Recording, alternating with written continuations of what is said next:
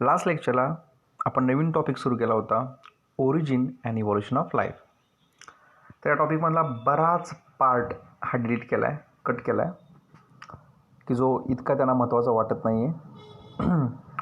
आणि concept number 5.6 म्हणजे इथून पेज नंबर 100वरून इथून फक्त हा 5.6 हाच फक्त कॉन्सेप्ट आहे. तर आपण जस्ट इंट्रोडक्शन बघत होतो आणि त्याच्यामध्ये 5.5 म्युटेशन थेरीपर्यंत आपण आलो होतो. जस्ट आपण ओव्हरऑल लुकआउट करतो आहे, जास्त डीपमध्ये जात नाही. आणि आपल्याला इथून पुढं डीपमध्ये बघायचं आहे modern synthetic theory of evolution, की जी खूप इम्पॉर्टंट आहे. त्यामुळे 100% 5.6वरती क्वेश्चन विचारणार आहेत, हे लक्षात ठेवा. ठीक आहे. आता mutation, this theory was proposed by Hugo de Varies in 1901 after the de-risk of Mendel's work in 19.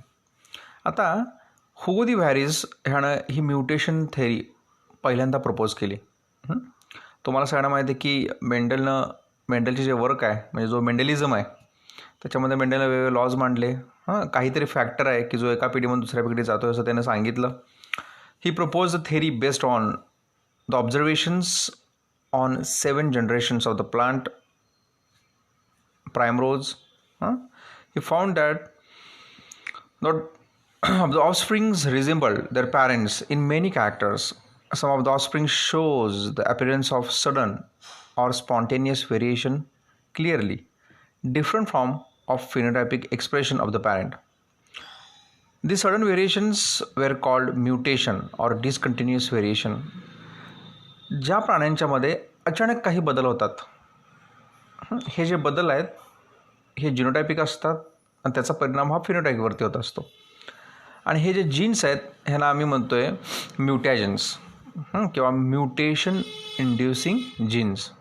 आता म्युटेशन हे कोणामध्ये कुठेही होत असतं. त्याचा जो रेट आहे हा जरी कमी असला पण म्युटेशनमुळं वेगवेगळे नवीन कॅरेक्टर, वेगवेगळे नवीन ट्रेट हे त्या ॲनिमलमध्ये, प्लांट्समध्ये पाहायला मिळत असतात. आता ही जी म्युटेशन थेरी मांडलेली आहे हुगो दी व्हॅरीजनं, याचे काय फीचर्स आहेत बघूया आपण. Number 1, mutations are large, sudden and discontinuous variations in a population. Mutations हे मोठे आहेत, ते कधीही पटकन होतात. ह्यावेळी ह्या प्लॅनमध्ये म्युटेशन होणार असं आपण काही सांगू शकत नाही. सडन होय. Discontinuous variations in a population, mutation थांबलं आहे असं होत नाही आहे. म्युटेशन ही प्रोसेस चालू राहणार आहे आणि म्युटेशनमुळंच इव्हॉल्युशन ही जी प्रोसेस आहे ही सुरू राहणार आहे. The changes are inheritable. आता हे जे चेंजेस आहेत हे चेंजेस इनहेरिटेबल आहेत. इनहेरिटेबल म्हणजे एका पिढीमधून दुसऱ्या पिढीकडे जात असतात. फॉर एक्झाम्पल, एखादा मुलगा आहे आणि या मुलग्याचे डोळे ब्ल्यू कलरचे आहेत.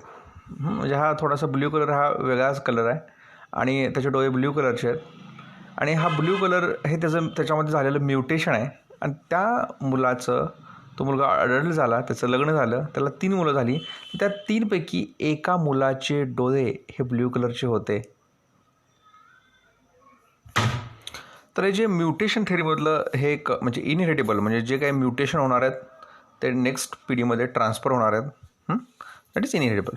Mutations provide the raw material for organic evolution. ठीक आहे. आता ऑर्गॅनिक इव्हॉल्युशनसाठी जे रॉ मटेरियल आहे ते म्युटेशन आहे. लक्षात का? Mutations may be useful or harmful. Useful mutations are selected by nature. बघा, जे म्युटेशन एखाद्या ॲनिमलमध्ये झाले, एखाद्या प्राण्यामध्ये झाले, जर ते फायद्याचं असेल तर ते पुढच्या पिढीमध्ये त्याचा फायदा होणार. जर ते फायद्याचं नसेल तर तिथंच त्याचा डेथ होणार आहे आणि ते म्युटेशन तिथं थांबणार आहे. लक्षात येते? जे युजफुल आहेत ते नेचर कॅरी करणार आहे पुढच्या ऑफस्प्रिंगमध्ये. आणि जर ते हार्मफुल असेल तर मात्र ते पुढं कॅरी होणार नाही आहे. Accumulation of these mutations over a period of time lead to the origin and establishment of new species. आता हे बघा, जे म्युटेशन्स खूप कालावधीपासून व्हायला लागलेत, त्यामुळेच म्हणजे एखाद्याच्यामध्ये थोडं म्युटेशन झालं, आणखीन झालं, तर पूर्णपणे त्या सगळ्या म्युटेशनमुळं ती स्पेसीज ही वेगळी होते, अलग होते. आता एक तुम्हाला मी उदाहरण देतो. एक ॲनिमल आहे. ह्या ॲनिमलची मान थोडीशी वाढली, बरोबर आहे. त्यांच्यापेक्षा म्हणजे एक 100 ॲनिमल आहेत, त्यातल्या एक दोघांची मान थोडीशी वाढली, आणखीन वाढली म्हणजे बघा एक 500-600 वर्षामध्ये त्यांची मान वाढत गेली. आणि नंतर लक्षात आलं की 4-5 वर्षानंतरनं तो ॲनिमल आणि हे जे उंच मानेचे ॲनिमल आहेत हे वेगळे आहेत. याचा अर्थ ती स्पेसीज वेगळी झाली, ही स्पेसीज वेगळी झाली. म्हणजे जर का एखाद्या ह्याच्यामध्ये फ्रिक्वेंटली म्युटेशन होत असेल, सारखं म्युटेशन होऊन नवीन स्पेसीजचा ओरिजिन होऊ शकतो, नवीन स्पेसीजचा उगम होऊ शकतो. म्हणजे नंबर ऑफ म्युटेशन जर झाले एकाच वेळी, म्हणजे नाक वेगळं आहे, शिंग वेगळी आहेत, बॉडी स्ट्रक्चर वेगळं आहे, ठीक आहे, तर कलर वेगळा आहे, बॉडी कलर, स्किन कलर, तर ते त्याच्यामध्ये पाहायला मिळू शकतं. Harmful mutations may persist or get eliminated by nature. आता हे असं ह्यानं सांगितलं हुगो दे व्हॅरिसनं. मग ह्याच्यावरती वेगवेगळ्या सायंटिस्टनं ऑब्जेक्शन घेतले, बरोबर आहे. The large and discontinuous variation developed by Hugo de Varies were actually due to chromosomal aberrations. आता हे जे काही त्यातले जे बदल होते तर हे क्रोमोझोमल बदल होते, क्रोमोझोमल ॲबरेशन होते, असं त्यालाच आम्ही जीन म्युटेशन म्हणतो, असं काही जणांनी त्याच्यावरती भाष्य केलं. Rate of mutation is very slow as compared to requirement of evolution. आता म्युटेशनचा जो रेट आहे हा अतिशय कमी आहे. म्हणजे म्हणजे लक्षात ठेवा, एक 200 कोटी लोक आहेत, तर 200 कोटीमध्ये एका दुसऱ्या व्यक्तीमध्येच म्युटेशन होणार आहे. ॲट द सेम टाईम सगळ्यांच्यामध्ये होणार आहे असं होऊ शकत नाही, लक्षात का.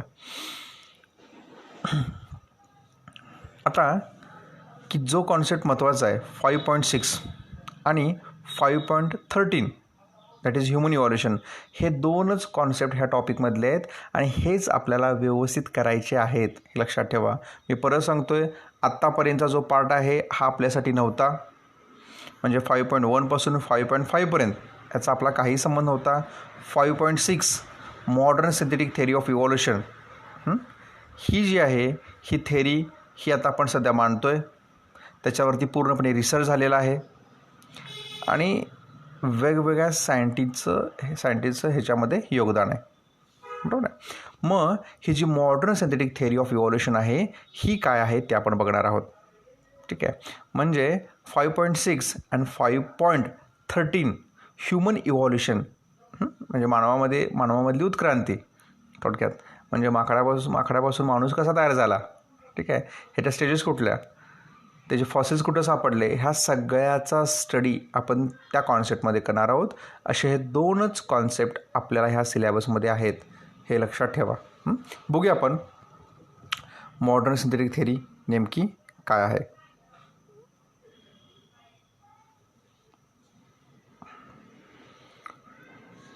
It is the result of the true synthesis of all the biological disciplines studied pertaining to genetical, ecological, anatomical, geographical, paleontological, etc., were pursued to explain mechanism of evolution. Also due to importance was given to both mutation and natural selection. आता बघा, एखादी species, एखादी नवीन जात तयार होते, याचा अर्थ त्या ॲनिमलनी त्याच्यामध्ये बदल केलेले असतात. मग हे बदल त्यांच्या जीन्समध्ये होतात, त्याला आम्ही म्हणतो जेनेटिक बदल, बरोबर आहे. हे इकॉलॉजिकल होतात. इकॉलॉजिकल म्हणजे काय, की जी भोवतालची परिस्थिती आहे ते बदल करायला घडवतात, ठीक आहे, दॅट इज इकॉलॉजिकल. नंबर 3 ॲनाटॉमिकल, ठीक आहे, त्यांच्या बॉडीमध्ये, त्यांच्या शरीरामध्ये फिजिओलॉजिकल, ॲनाटॉमिकल बदल होऊन, ठीक आहे, त्या नवीन जे बदललेलं वातावरण आहे त्याला ॲडॅप्ट होण्याचे जीन्स त्याच्यामध्ये येतात. मी तुम्हाला एक उदाहरण देतो की जिराफ. तुम्ही बघताय की जिराफ हा जो प्राणी आहे हा जंगलातले जे सगळ्यात उंच टॉल ट्री आहेत त्याच्यावरचा पाला खातो, बरोबर आहे.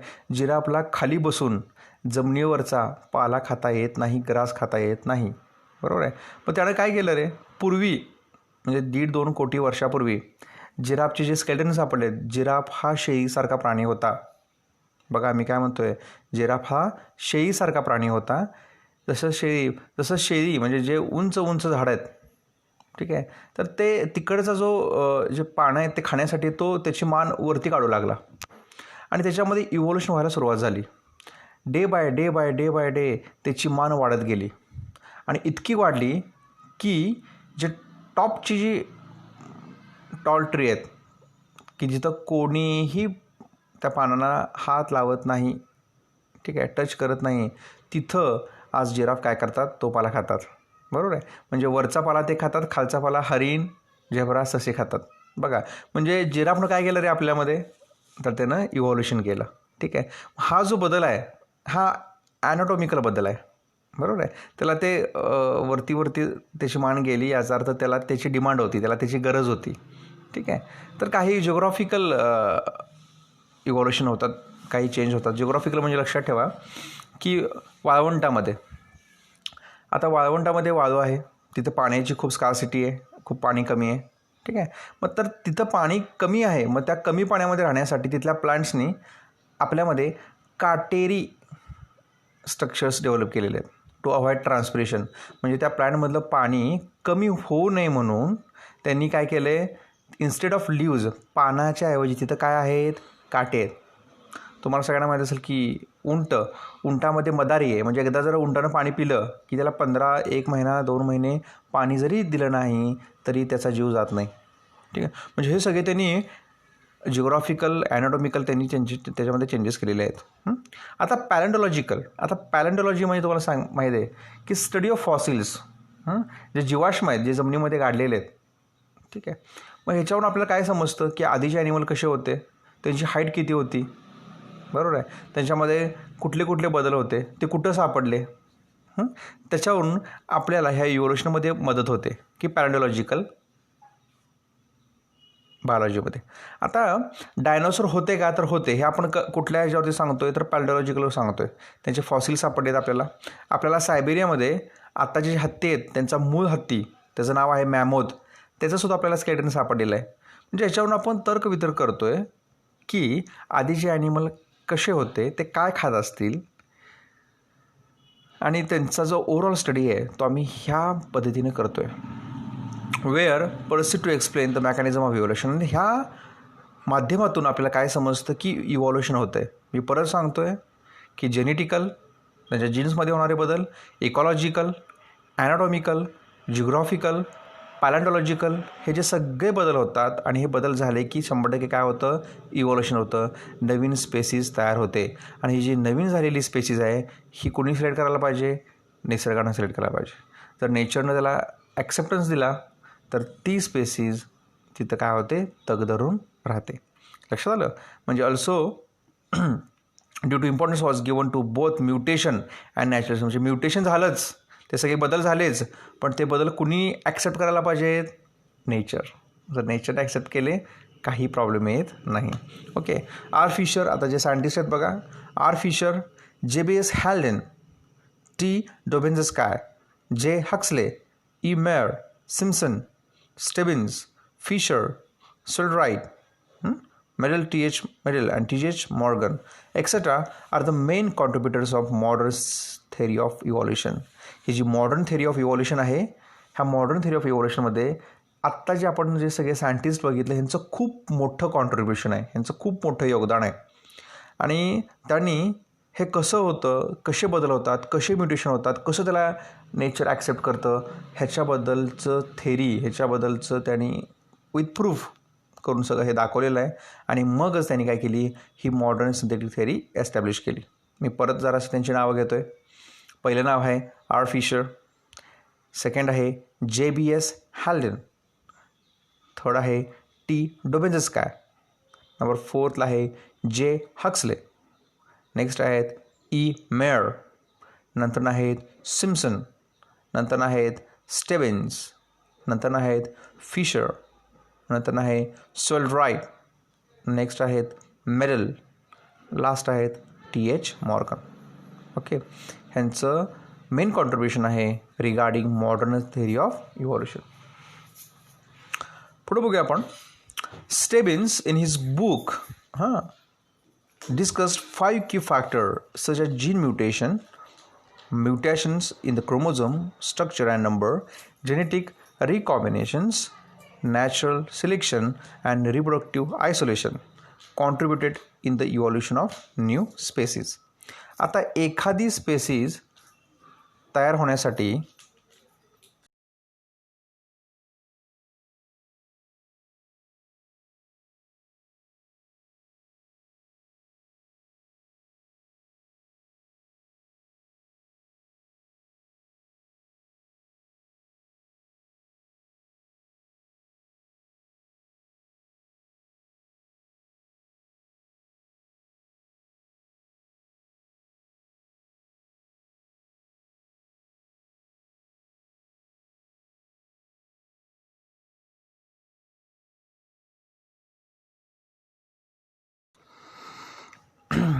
So Stebbins in his book discuss 5 key factor such as आता स्टेबिननं त्याच्या बुकमध्ये हे 5 फॅक्टर आहेत की ज्याला त्याला इम्पॉर्टंट वाटतात ते डिस्कस केलेले आहेत आणि त्याने सांगितलेत की हे 5 फॅक्टर ह्या 5 कीज ह्या स्पेसिस फॉर्मेशनसाठी किंवा इव्हॉल्युशनसाठी खूप इम्पॉर्टंट आहेत. त्यातली पहिली जी आहे पहिला फॅक्टर तो आहे gene mutations.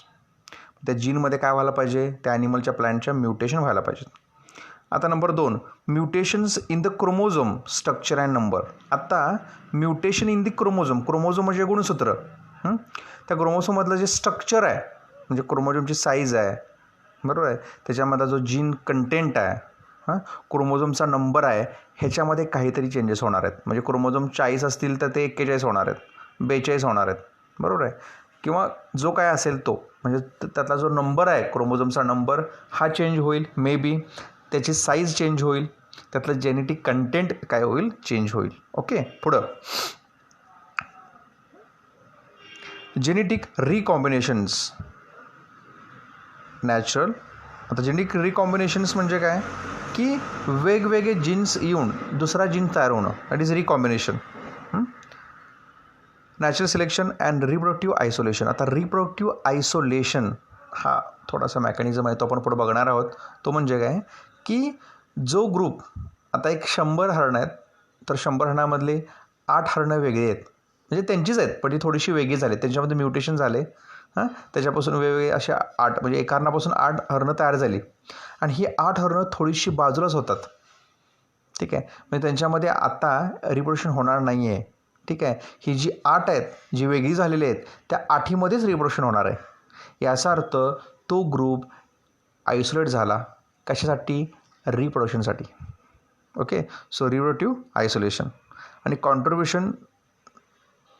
Contributed in the evolution of new species. आणि हे जर असे बदल झाले असं स्टेबीने सांगितलं तर त्यांच्यामध्ये काय होतं इव्होल्युशन होतं आणि ह्या इव्होल्युशन आल्यावरती एखादी न्यू स्पेसीज फॉर्म होते. All individuals of the same species constitute a population. The population occur in a small group of interbreeding population. Such small interbreeding groups of a population is referred as Mendelian population. आता बघा, all individuals of the same species contribute population. आता एखादं जंगल आहे, ह्या जंगलामध्ये 500 हरणं आहेत आणि ही 500 हरणं एका जातीची आहेत तर त्याला आम्ही काय म्हणतोय population. Human population, dog population, TIG population. Okay, population म्हणजे काय, इंडिव्हिज्युअल सेम आहेत.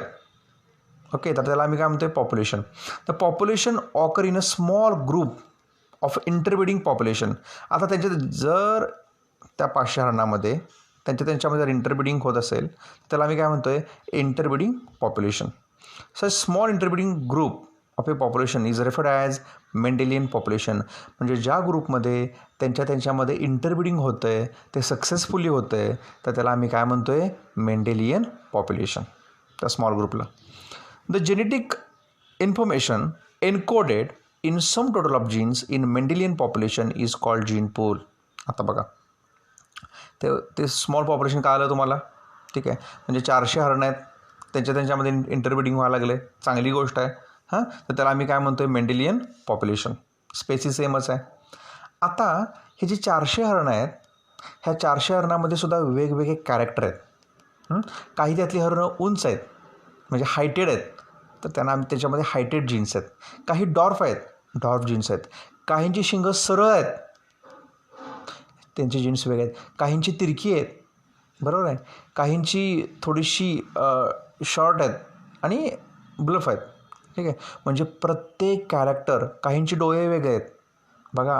म्हणजे मेंडेलियन पॉप्युलेशन सेम आहेत, पण प्रत्येक हरणामध्ये त्यातले काही जीन्स हे थोडेसे वेगळे आहेत.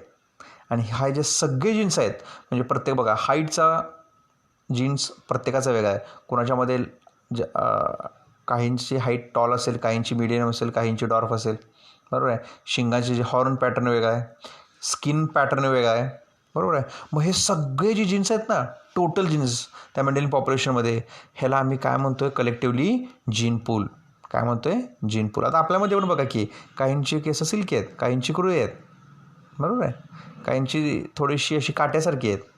याचा अर्थ प्रत्येकाचे केस वेगळे आहेत. म्हणजे हे सगळे काय झालेलं आहे case structure? Gene pool. Simply gene pool means the total number of genes of all individual in a population. जे मेंडेलियन पॉप्युलेशन आहे त्याच्यामध्ये सगळे जीन्स असणार आहेत, जे काही जीन्स असणार आहेत त्या सगळ्या जीनला आम्ही काय म्हणतोय? Gene pool. Okay.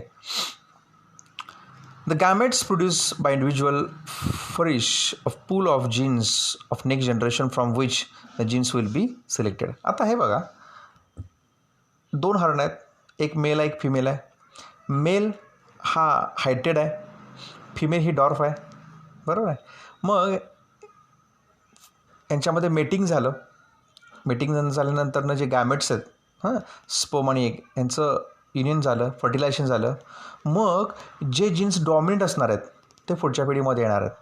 For example समजा हाईट हा जीन जर डॉमिनंट असेल तर जे नेक्स्ट पिढी असणार आहे, म्हणजे नेक्स्ट हरण असणार आहे, बेबी डिअर, तर ते हायटेड असणार आहे मे बी, बरोबर आहे. तर स्किन कलर जर फिमेलचा डॉमिनेट असणार आहे तर त्याचा जो स्किन कलर आहे हा त्याच्या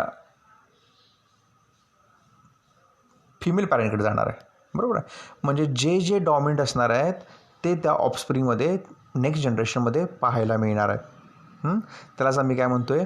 डॉमिनंट जीन पूल. ओके.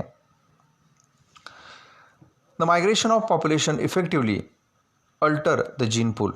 आता बघा, जर का ते 400 हरण आहेत, मगाशी मी तुम्हाला सांगितलं, त्यातला एक कळप म्हणजे साधारण एक 50 हरणं चुकून जंगलातून थोडी थोडी भटकत गेली आणि ती दुसऱ्याच प्रदेशामध्ये गेली 200 किलोमीटर क्रॉस करून. तर ते 200 किलोमीटरवरचं जे वातावरण आहे, तिथली जे खाद्य आहे, म्हणजे तिथलं जे पानं आहे, जिथले ते वनस्पती आहेत, तिथलं वातावरण, तिथला रेनफॉल, बरोबर आहे, ह्याचा परिणाम त्या हरणांच्यावरती होणार आहे, बरोबर आहे. आणि त्यामुळं त्यांच्यामधले जे जीन्स आहेत हे वेगळे राहणार आहेत आणि जे मूळचे हरणं आहेत ती थोडीशी वेगळी राहणार आहेत, बरोबर आहे. म्हणजे काय? मायग्रेशन हे त्यांच्यामध्ये जीन पूलमध्ये काहीतरी चेंजेस करू शकतात.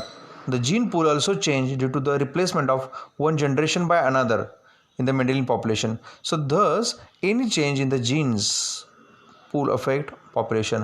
मग हे कुठले जरी बदल झाले तर त्याला आम्ही काय म्हणतोय?